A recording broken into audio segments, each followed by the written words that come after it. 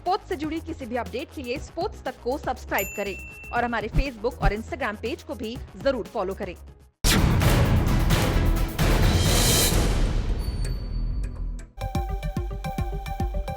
नमस्कार, good evening. मैं हूं विक्रांत गुप्ता। आपसे आधे घंटे बाद ठीक 8 बजे इस सीरीज का पहला T20 मुकाबला, या फिर दूसरी तरफ से देखा जाए वर्ल्ड कप से पहले ये आखिरी 3 मुकाबले। अब यहां पर शायद भारत की टीम में 1 या 2 स्लॉट ऐसे हैं जिसमें खिलाड़ी लड़ेंगे वर्ल्ड कप की टीम के लिए, लेकिन आज पृथ्वी शॉ अपना पहला T20 मुकाबला खेलेंगे।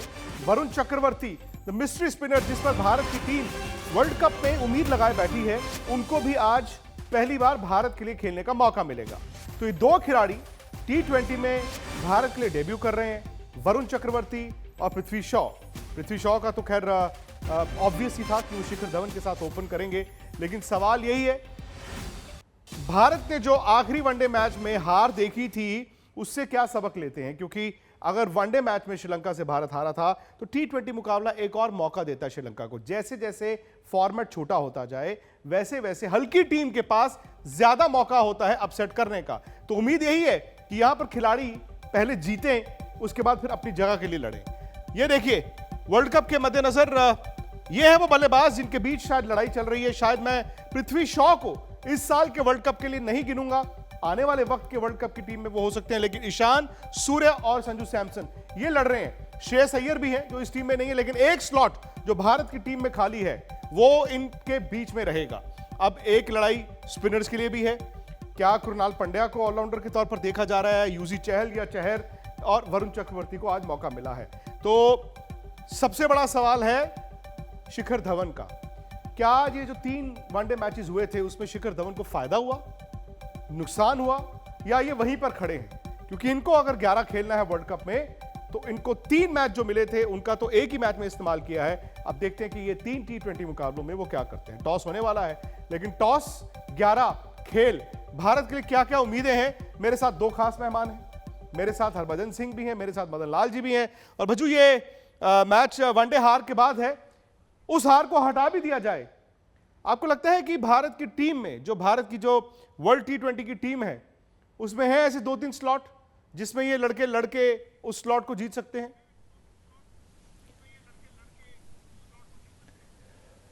देखिए, बिल्कुल आपने सही बात करी कि जब आप स्पिनर की बात कर रहे थे तो मुझे लगा वो सबसे बड़ा स्लॉट जो है वो खाली है, स्पिनर का स्लॉट। और उस स्लॉट के लिए हमें एक मैच विनर चाहिए जिसकी तलाश में भारतीय टीम जो है वो लगी हुई है, जूझ रही है। युजवेंद्र चहल और कुलदीप यादव पे उतना भरोसा नहीं किया जा रहा है। ये मुझे समझ नहीं आता है क्यों, पर मैं एक्साइटेड हूँ ये देखने के लिए कि वरुण चक्रवर्ती कैसी बॉलिंग करते हैं। हाँ, उनके पास मिस्ट्री है, वो धार है, क्या वो उस प्रेशर को झेल पाएंगे जो एक इंटरनेशनल स्तर पे प्रेशर होता है? तो ये आज देखना होगा, उनका भी टेस्ट है। और अगर वो टेस्ट पास कर लेते हैं तो निश्चित तौर पे मुझे लगता है कि उनमें वो बातचीत है कि वो मैच जिता सकते हैं, क्योंकि उनकी बॉल अभी तक किसी को समझ तो आती नहीं है कि किस तरह बॉल जाती है, स्पिन होती है, इधर होती है या इधर होती है।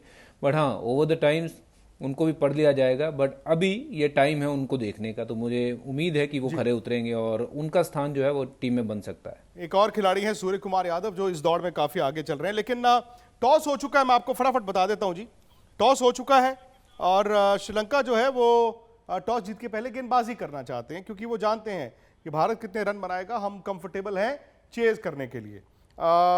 भारत की 11 जैसे मैंने बताया वो अभी अनाउंस नहीं हुई है, लेकिन जो 2 खिलाड़ी पहली बार भारत के लिए खेलेंगे वो है पृथ्वी शॉ और उसके साथ साथ वरुण चक्रवर्ती। लेकिन इस सीरीज पर वैसे अगर आप देखें टोटलिटी में शायद बहुत कुछ निर्भर नहीं करता, लेकिन जैसे मैंने कहा, एक स्लॉट बैटिंग में और एक स्लॉट स्पिनर्स में उसकी लड़ाई इस सीरीज में चलेगी। मदन जी, वो हार तो मैं अभी भी नहीं भूला। शायद 6-6 बदलाव उस दिन वाजिब नहीं थे, लेकिन श्रीलंका को ये उम्मीद तो दिखी होगी।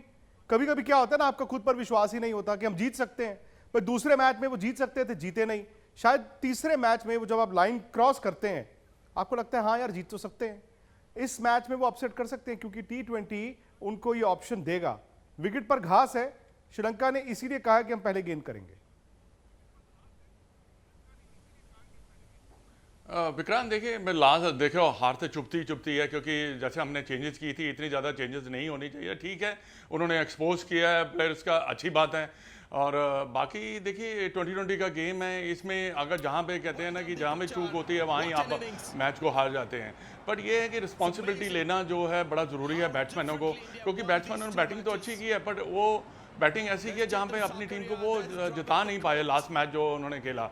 और ये यहाँ पे मैं ये एक बात और कहना चाहूँगा कि श्रीलंका को कमज़ोर बिल्कुल नहीं आंकना चाहिए, क्योंकि कई ऐसा गेम फॉर्मेट है जिसमें आप कुछ भी हो सकता है। दूसरी बात मैं एक और है कि जो हमारे बॉलर्स हैं इनके ऊपर भी काफ़ी ज़्यादा जो है डिपेंड करता है। अगर एक्सपीरियंस की बात करें तो हमारे पास एक्सपीरियंस बहुत ज़्यादा है, और पर एक्सपीरियंस को आप यूटिलाइज करना, इंटरनेशनल लेवल पे जाके यूटिलाइज करना, वो एक थोड़ी सी डिफरेंट सी बात हो जाती है। और वर्ल्ड कप भी है, और वर्ल्ड कप के लिए चांसेस भी बनाने हैं खिलाड़ियों ने, तो उसको सबको ध्यान में रखते हुए 11 का ऐलान हो चुका है। मदन जी 11 का ऐलान हो गया है। मैं फटाफट 11 बता देता हूं, क्योंकि दर्शक ये जानना चाहते होंगे कि 11 भारत क्या खिला रहा है। शिखर धवन, उम्मीद के मुताबिक पृथ्वी शॉ, ये दोनों ओपन करेंगे। ईशान किशन 3 नंबर पर, सूर्य कुमार यादव 4 नंबर, संजू सैमसन 5, हार्दिक पांड्या जिन्होंने बड़ी ही साधारण वनडे सीरीज के बाद ये कह दिया कि अगर भारत 2-3 और टीमें बना ले तो भी दुनिया की बाकी टीमों को हरा सकता है। मुझे समझ नहीं आया क्यों। उनके भाई कृणाल पांड्या को भी जगह मिली है, तो हार्दिक पांड्या, कृणाल पांड्या, दीपक चहर, भुवनेश्वर कुमार, यजुवेंद्र चहल और वरुण चक्रवर्ती। राहुल चहर ने आखिरी मैच में बॉल किया था, अच्छा बॉल किया था वनडे मैच में, उनको शुरू का मैच नहीं दिया गया, शायद बाद में आने वाला मैच आप देंगे। बच्चों मैं आपसे यह जानना चाहता हूं कि शिखर धवन एक वक्त ऐसा लगा कि T20 टीम से बाहर हो गए, फिर उसके बाद उनका IPL बड़ा अच्छा गया, फिर ये रिवाइव हुआ। इस दौरान विराट कह चुके थे कि मैं रोहित के साथ ओपन कर सकता हूं वर्ल्ड कप में, KL राहुल भी बाहर हो गए। अगर मैं आपसे जानना चाहूं, जो 3 पेयर हैं ओपन के लिए, एक है रोहित और शिखर, एक है रोहित और राहुल, एक है रोहित और विराट, आपके लिहाज से वाजिब कौन सा सलामी पेयर है फॉर द वर्ल्ड T20?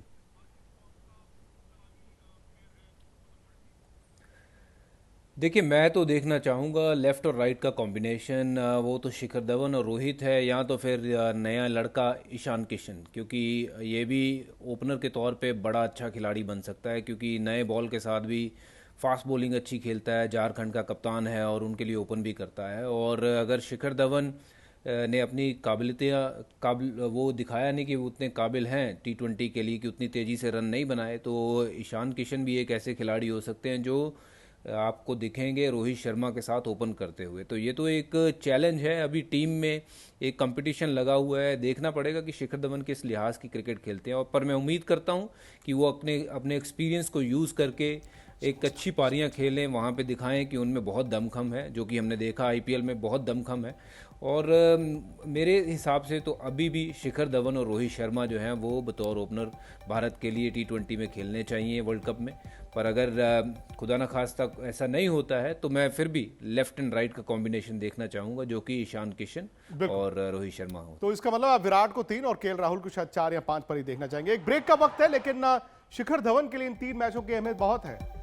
ये सच है कि वो ऑडिशन कर रहे हैं, ये भी सच है कि वो ट्रायल पर है, क्योंकि न सिर्फ रन बल्कि रन बनाने का अंदाज क्या है उस पर बहुत कुछ निर्भर करेगा। भारत ने वर्ल्ड कप अगर जीतना है T20 तो उस अंदाज में खेलना होगा जैसे दुनिया खेल रही है। लेकिन एक बार फिर मैं आपको याद करा दूं, स्पोर्ट्स तक है हमारा YouTube चैनल, जिस पर आप भी जुड़ते हैं।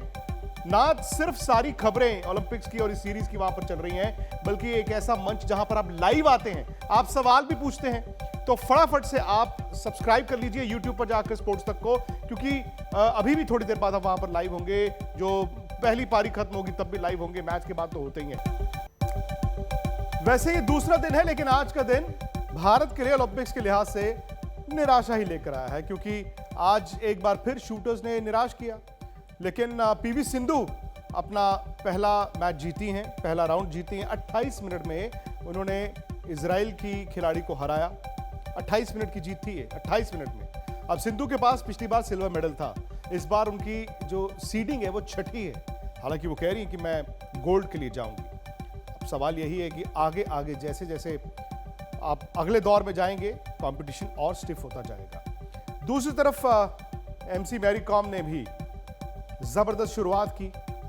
अब मैरी कॉम भी 2012 लंदन में ब्रॉन्ज जीती हुई हैं। उम्मीद उनसे भी आप करते हैं कि वो क्या इस बार मेडल लेकर आ सकती हैं। हालांकि बॉक्सिंग में अभी तक पुरुषों में भारत के हाथ निराशा ही लगी है। राउंड ऑफ 16 में पहुंची है मैरी कॉम। मनिका बत्रा ने भी अपना सिंगल्स का मुकाबला जीता, पीछे से आकर जीता, क्योंकि एक वक्त पहली 2 गेम हार चुकी थी, उसके बाद उन्होंने कमबैक किया। हॉकी में भारत की बड़ी हार हुई है जी, बहुत बड़ी हार हुई है। हॉकी में ऑस्ट्रेलिया ने भारत को 7-1 से हराया है। न सिर्फ हार बल्कि शायद हौसला पस्त करने वाली हार। शूटिंग में भारत के हाथ निराशा, जो उम्मीदें थी वो एक एक कर टूटती जा रही हैं।